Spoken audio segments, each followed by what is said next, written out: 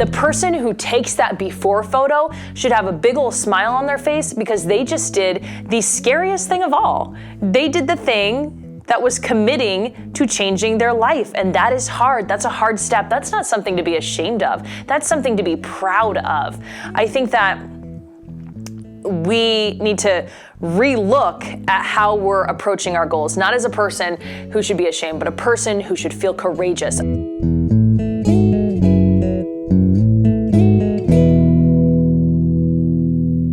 Welcome back to Happiness in Progress. I'm your host, Danielle Craig.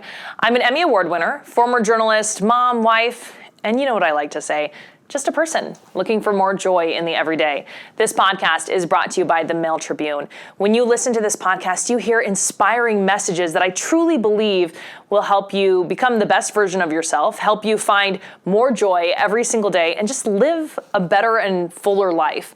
Okay. Are you ready for today's episode? I am so excited about this episode because I wanted to find something that could help supplement your goals, help you feel good, and help you not only get to your goals, because that's really everywhere we're looking, but help you set your goals up in such a way that would help you feel good about yourself as you're going. So the first thing I want you to do, we are going to be adding grace to your goals. First thing I want you to do, write down the feeling that you hope you are going to accomplish by getting to your goal.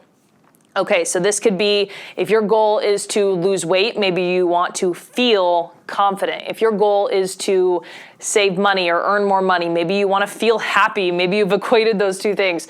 Maybe if your goal is to get a promotion, you want to feel respected. Okay, the reason I want you to do this, take a minute to do it, okay? Find that feeling, think about what your goal is. Maybe you wrote down a resolution. Take a minute to think about that goal. Okay, now I want you to add it to the feeling that you think is going to come when you get to the other side, okay, when you've accomplished that goal, okay? And now I'm going to destroy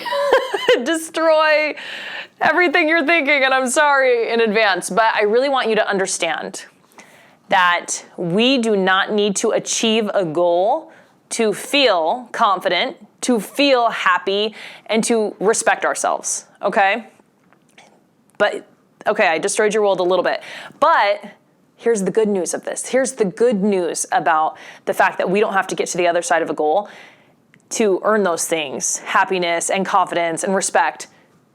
The good news is we can live that today. We can have that today. You are worthy of confidence. You are worthy of feeling happy. You are worthy of respect. All the things, whatever the emotion was that you put together with your goal, you're worthy of all of that right now. I think that it's really important to come to this ahead of time, realize this before you get to your goals and before you reach the end of the goal, because otherwise you get stuck on the hedonic treadmill. I love talking about the hedonic treadmill.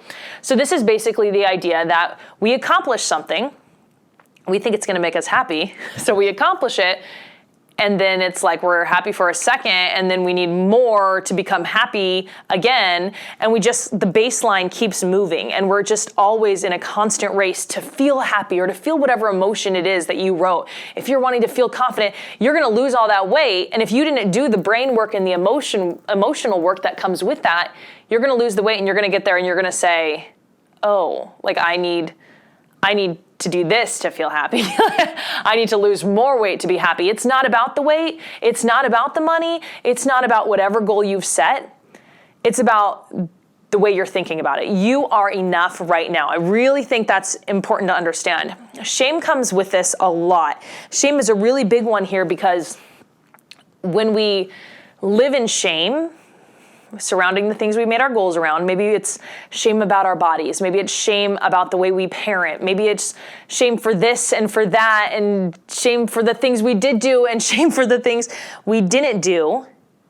The problem with not addressing this, the problem with not addressing the fact that you're already worthy before you accomplish the goals, is that the shame does not go away when you get to the other side of the goal. Another thing we do is if we're living in shame about these different things in our lives, if we are ashamed of our bodies, if we're ashamed of our spending habits, if we are feeling like we should have done this or shouldn't have done that, and our whole world is about how terrible of a person we are, reaching any kind of goal is not going to change the way we feel about ourselves. And this is why people lose a ton of weight and they end up in the dressing room and they're putting pants on and they still feel terrible about themselves because they haven't changed their story yet. They are still telling themselves the lies that they were telling themselves in the beginning. It's really important that we address some of the worth issues. And I think that's at the base of so much of this. I mean, how many times have you, I know I have, gained and lost the same 20 pounds over and over and over again? It's because we don't address that emotional part. Or what about celebrities who achieve and they've got all the money and they've got all the fame and they've got all the things that this world has told us they need to have to be happy, yet they're not happy. Some of them end up taking their own lives. It's because we don't address what's underneath the achievement. The achievement is not what brings you the happiness. But I believe in achieving. I do think that achieving is a good thing for our lives because growth is a good thing for our lives. Progress is a good thing for our lives. This is where we find a lot of happiness. But I really think that it's important that we disconnect, this is something I've had to work on, disconnect our worth from our achievement, because the bottom line is you are enough today. You matter today. And one of the things that comes out of goal setting is shame. We set goals around some of the things we are ashamed of. So instead of seeing the person that we are, that person who's worthy, and the person who we can be, same person, but the best version of ourselves, we see a person we're ashamed of. And I think the best illustration of this is when we take those before and after photos. When I see before photos, I really don't like them because when I see them, I see people who are frowning. I see people who have their shoulders slouched and they obviously look like they don't want to be there. And someone listening who maybe has taken a before photo is thinking, well, I didn't want to be there when I took that before photo. But there's just so much shame in the face of the person taking the photo. Like you can almost see the thoughts, like how did I get here? How did I let myself get here? Those kinds of thoughts, and I've heard people say those thoughts, those are unproductive because they're beating up the person you are, and the person you are matters. The person who takes that before photo should have a big old smile on their face because they just did the scariest thing of all. They did the thing that was committing to changing their life, and that is hard. That's a hard step. That's not something to be ashamed of. That's something to be proud of. I think that we need to relook at how we're approaching our goals, not as a person who should be ashamed, but a person who should feel courageous, a person who made the decision to get healthy, the person who called their doctor and said, hey, what do I need to do to get off of these medications that I'm on? The person who said, I want to be around for my grandkids. I mean, that person is full of courage. And I don't care if we're talking about weight or if we're talking about money or if we're talking about any other goal that you've set. You matter today and you are worthy today. You're not going to achieve that worth on the other side because you already have that worth. So that's the number one thing when setting up our goals is to try to start realizing where any shame comes from. I think that's part of your journey to get to the end of your goal is going to be the emotional and the mental kind of cartwheels that you have to do and to think real things that you have to dig deep and learn about yourself. So before we can really get going on our goals, the one thing I want you to understand today is that you are enough. You are enough right now. You matter right now. And I don't care if there's a number on the scale you don't want to see. I don't care if there's a number in your bank account you don't want to see. You are enough just as you are this very minute. There is a way, though, to believe you're enough and also continue to achieve because you believe that you are worth getting healthy. You believe you are worth saving all that money. You believe you are worth doing that meditation course. You believe that you are worth that promotion. Right now you believe it, not afterward. Right now. Okay, so let's talk about setting some of these goals. So number one, we're going to feel that emotion. Another problem that I find when we set goals is that we focus entirely on the outcome. So an outcome of a goal would be like losing the 50 pounds or saving the $10,000. There's a couple problems when we focus solely on the outcome. So number one is it's all or nothing. If you are wanting to save $10,000 and you save $1,000, Is that not something you should be proud of? What we do is we save $1,000. We look at our goal that said I wanted to save 10,000, and you know what? We sabotage ourselves because the 1,000 isn't enough. We're a failure. We didn't do it. I can't believe it. The other problem with it is we can't control all outcomes. One of my big life goals was to win an Emmy. I talk about being an Emmy Award winner. I talk less about not winning that second Emmy nomination. I got an Emmy nomination the next year. I didn't win. I don't have control over the outcome of who wins the Emmys. I just don't. So my solution to this is to tie in with our outcomes. You got to look at the outcomes. And I'll tell you the truth that I write 10 goals I have every single day that are outcome based. But we also need to look at the growth that comes along with those outcomes. Number one, that first person who saved the $1,000 didn't get quite to the 10,000. Did they grow? I'm betting they did. I'm betting they had to pick up some skills to earn extra money on the side. I'm betting they had to make some sacrifices when it came to the things they wanted to do. There was growth, there was resilience, there was sacrifice, there was growing happening there, and that matters, and that should be measured. Okay, number two, me winning my Emmy. I can't tell you that I did not grow even when I didn't win that second Emmy nomination. I grew a ton. Between those two Emmy nominations, the one where I won and the one I didn't, there was a lot of working, watching videos, watching journalists who are better than me, learning things that I didn't understand to become better. I became better in that year. I put a lot of work into my craft.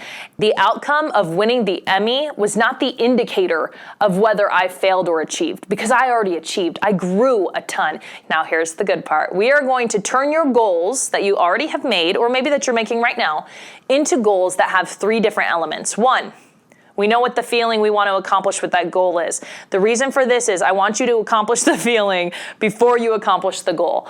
You can be doing these side by side together. You can be working out every day, but also feeling confident every day, working on the things you need to say to yourself to feel confident, okay? That's the number one. Number two is we're gonna set up systems, daily systems that help us focus on that goal. Okay, I'll talk a little bit more about that in a minute. Three, we are going to measure our growth, not only the outcome. And I have some questions for you to kind of assess where you are in your growth. Okay, so if your goal is to run a marathon, how do you want to feel? You want to feel strong. What are some of the daily systems that you're going to put into place? Marathon's really simple with this because you probably already have a calendar that says, I'm going to run 3 miles, then I'm going to run 5 miles, then I'm going to run 3 miles, then I'm going to do my long run. Those are the systems. The systems are constantly focusing every single day what it is you're going to do to get to that goal. The last thing is measuring the growth. I do have questions to assess your growth, but for a marathon training, this is easy because if you're running up the same hill in your neighborhood 15 times in a row, that hill is easier the 15th time than it was the first time. If your goal is that you want to lose weight, let's say you want to feel confident. Number two, the daily system would be look at your life and what is the daily system that you can change to get there. Maybe that's tracking your calories daily. Maybe that's increasing your water intake. Maybe that's exercising, whatever it is. That's going to be the thing that you can daily check off. You can feel that progress every single day as you check this off. And I really like the habit trackers because they are things that are within our control. We can make our habit something as simple as eating 3 to 5 servings of vegetables every single day. And then we can track that every day. And that is something in your control. I'm not talking about tracking weight. I'm not talking about tracking pant size or inches. I'm talking about the things you can directly control, which is what you're consuming. So you can just check those off. Okay. Third, can we measure growth? Yes, we can. And we're going to do that with questions in a minute. If your goal is about your budget, let's say, how do you want to feel? You want to feel less stressed, you want to feel happy, et cetera, et cetera, et cetera. Number two, can you create habits or a daily system that you can stick to? Absolutely. You can measure how much you spend in a day. You can commit to skipping indulgent things that you've been buying, whatever it is that you need to improve to get there. And then third, can you measure growth? Yes. I'm really excited about these questions that I've created for measuring growth. So at the end of every week, you can look at how did I grow this week? 1, did I grow this week? 2, what did I learn about myself? 3, what did I overcome? 4, how did I become better than I was this time last week. And when you're talking about becoming better, this is not saying, oh yeah, I became better because I lost 3 pounds, or oh yeah, I became better because I saved $50. It's not that. That is not measuring whether you became better or not. What I mean by this is, did you become more resilient? Did you learn a new skill? Do you understand how to move forward a little better? Do you know yourself better? That's what I mean. I do not mean measuring the weight or the money or the whatever it is that you're tracking. Before I go, I want to leave you with 2 quotes. Number 1, the best is the enemy of the good.